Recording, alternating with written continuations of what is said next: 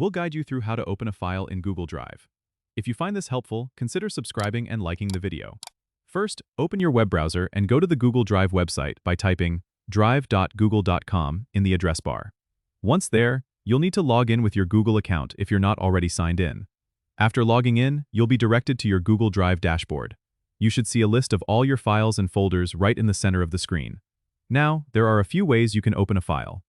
The simplest method is to locate the file you want to open by scrolling through your drive or using the search bar at the top. Type in the file name or any keywords related to it, and press Enter. Once you find the file, double-click on it to open it in a new tab. If it's a Google document, spreadsheet, or presentation, it will open in the corresponding Google app right within your browser. You can also right-click on the file and select Open With, and choose the appropriate application if it's not a Google format. Additionally, you can preview a file by selecting it and clicking the eye icon at the top.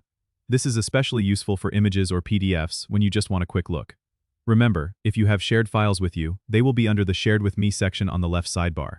Just click there, and you can find files that others have shared for easy access. And if you're organizing files in folders, just click into the folder and then choose your file to open. It's that simple to navigate and open files in Google Drive. Don't forget to subscribe and comment if this helped you out.